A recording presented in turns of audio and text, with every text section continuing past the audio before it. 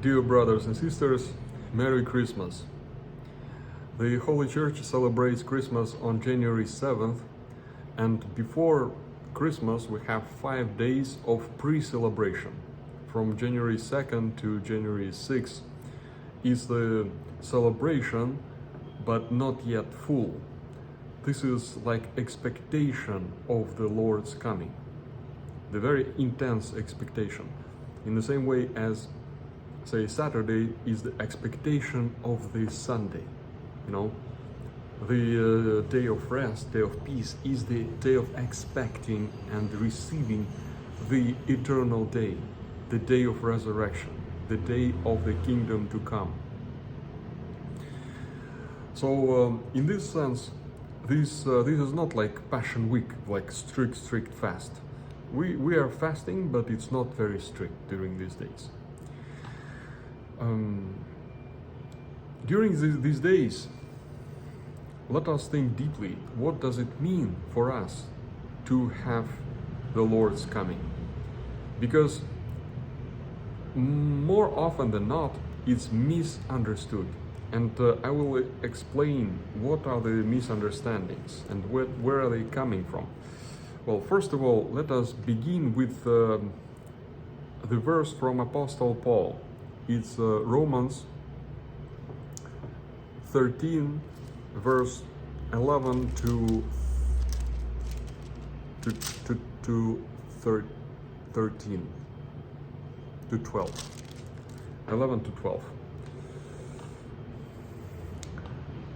Now you know that now is the time to awake out of sleep. For now is our salvation nearer than when we believed. The night is far spent, the day is at hand. Let us therefore cast off the works of darkness, and let us put on the armor of light. The day is at hand, is coming, it's near, it's beginning. We are now standing right in front of this day, because the day is Christ. His coming brings us Him.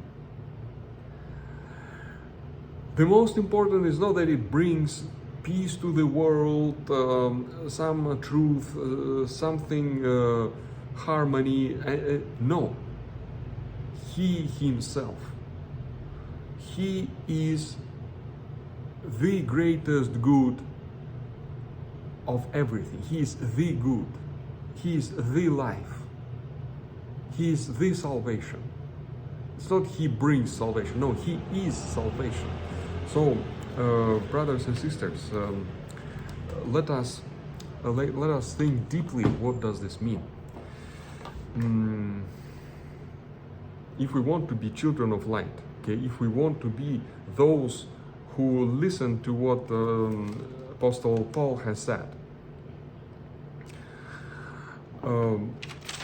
well, you see, the world was in darkness. We see that the night is over and the day has come. Well, what is this night? Because now, like, we have this night all over, okay, inside us. Okay, pretty much we are still in the night. Okay, before Christ coming, we had all these nations. They used to be in polytheism, okay, many gods, idolatry. Idolatry slowly developed and became a pantheism, because everywhere is God, He emanates Himself.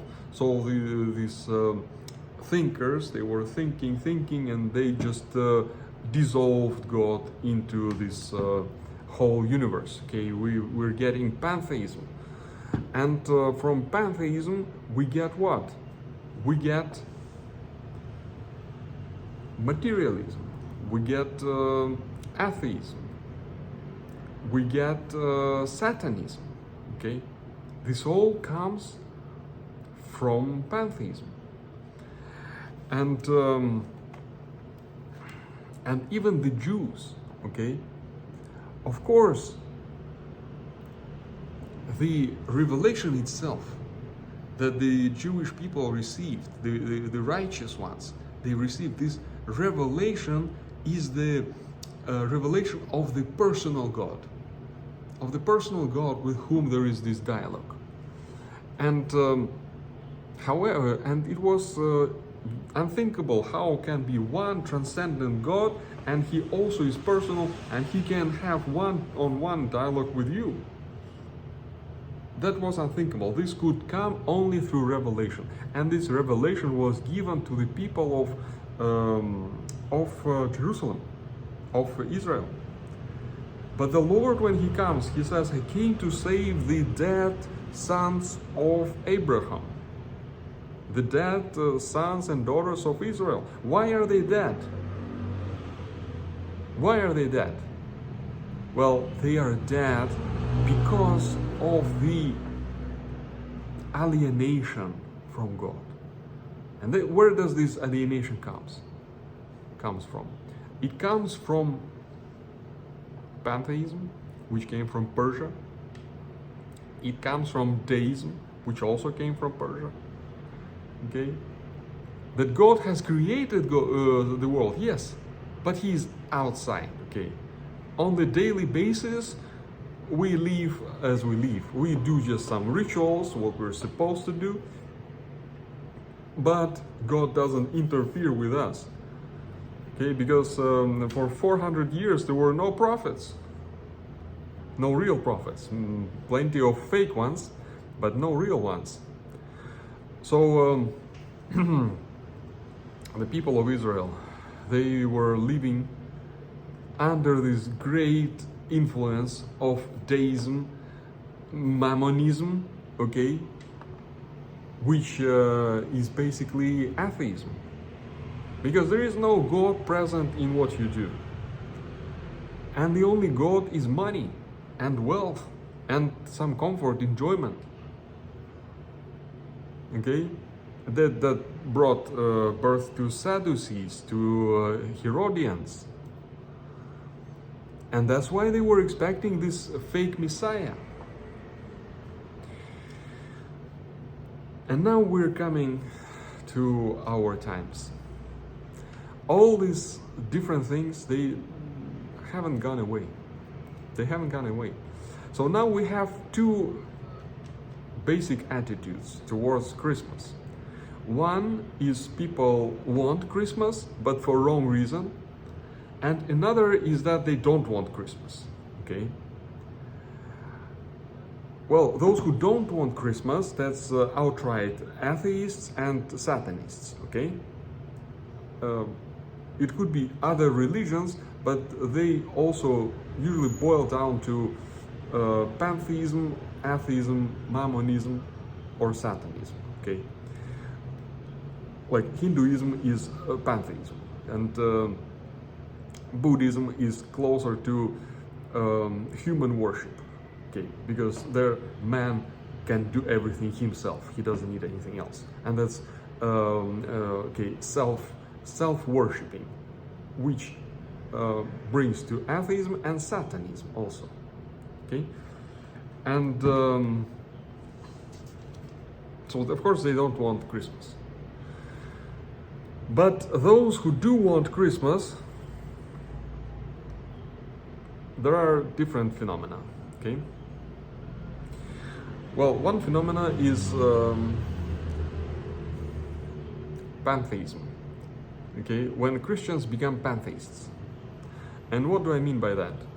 It can take different forms. Okay, one form is occultism. Pantheism in the form of occultism. It's a mystical night. There is something mystical about this night, and some romantic things, some melodies here and there, and the miracle will happen this night, and things like that. What is this? This is occultism, which is pantheism. Okay. Another attitude is mammonism. Mammonism is also pantheism. Okay. Mammonism is more practical. Okay. During this time, I can go to vacation, enjoy my time. I can have a big party, celebrate this and that, nice. I can either buy cheap stuff, so there will be sales, okay, I buy a lot of stuff, or I sell stuff, I make money, I do business during this time, okay, or I just have rest, I have vacation during this time, okay. This is Christmas for me.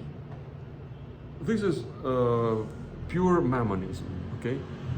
I'm happy that it's Christmas because of these things, and this is mammonism, which is pantheism, and of course it boils down eventually to Satanism and human worshiping, okay. These things actually they are related. Everything that's not true is intermixed, okay. We just can't say it's more of that or more of this, but it's all intermixed.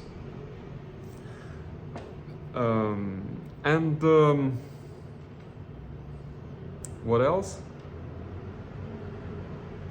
It could be even polytheism. Why polytheism? Because it's just one of the gods. So I worship, I don't know whom. On Halloween, it's nice time. Now I worship Jesus because it's Christmas. Then it will be Chinese New Year. I will worship what? Snake or something else. I will make wishes. I will do some gambling or something else. Then I will worship something else. Okay, Hanukkah or whatever. So this is polytheism. Well, pretty much ecumenism is polytheism. And polytheism is also a form of pantheism. Okay.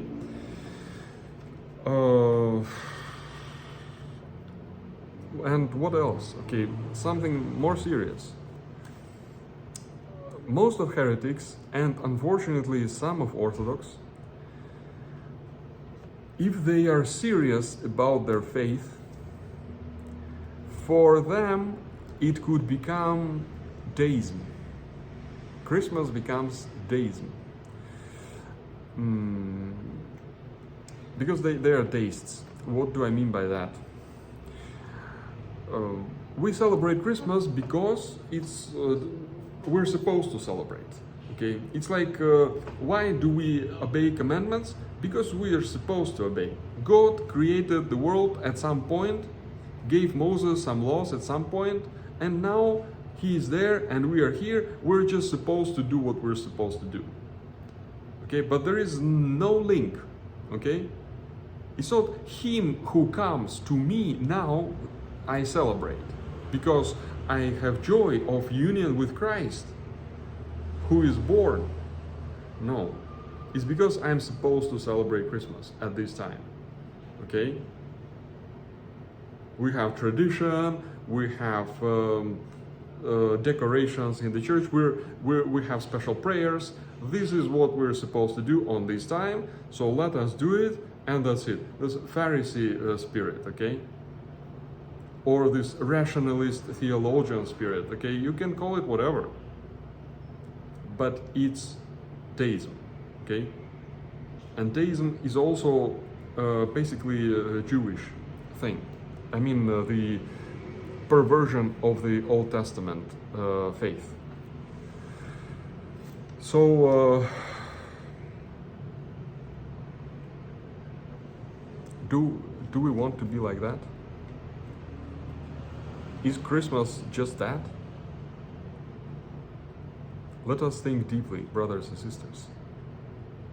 There is also one possibility that which I've mentioned, that we perceive Christ, that he came to this world and he brought some goodies. He brought peace and harmony. He brought some truths, okay, some special way of salvation. He brought some stuff to us, and now we have this stuff, and that's why we're happy. Well, this understanding is not much different from the Jews who were waiting for Antichrist. In the time of Christ, they were expecting Antichrist. Don't make mistakes, brothers and sisters. This is what they were expecting, and that's why they've killed Jesus.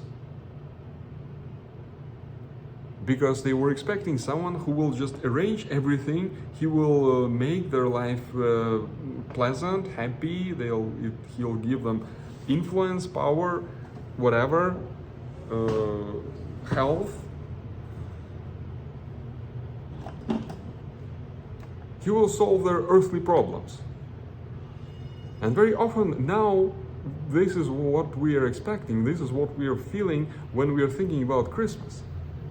And we're just remaining Jews of those days, the ones who rejected Christ. So let us be aware of all these spiritual fallacies, brothers and sisters. For us, Christ by himself is the good, the highest good. And we are not expecting anything else, that he will bring something else to us, for us, but he brings himself.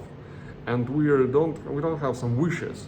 Oh, my wishes that this year the Lord will give me this. I pray that he will allow this and this to happen, this and this not to happen. Okay? The pagans are asking for that, or these deists, these mammonists are asking for those things. But for us, God himself, we love him. We love personally Jesus, and this time he himself comes to this world. And this is what we celebrate, this is what we're happy about. And don't be scared that we are living in the spiritual desert, okay? That the people around us, they have either this fake, false understanding, or they don't want Christmas, okay? And they call themselves Christians. Well, it's a spiritual desert, brothers and sisters. Don't have too much expectations that the whole world will be spiritual and will love Jesus Christ. It's time for us to wake up. As Apostle Paul is saying, the day is coming, wake up. We need to wake up spiritually. We need to ask him to open up our dead and blind heart to see him and to receive this joy and to crave for him only, to find peace only in him. May the joy of Christmas, may the blessing of our Lord Jesus Christ, who is born to this world, be with you, dear brothers and sisters. His birth is breaking this deism. It's not that he was born at some point and so what? This is just historical event. No, he came and he is with us, and we are in him. And this is the greatest joy. May this be so, and may the joy of the Lord who came to this world and is in this Lord, with us, in us, be always. Amen. Merry Christmas, brothers and sisters.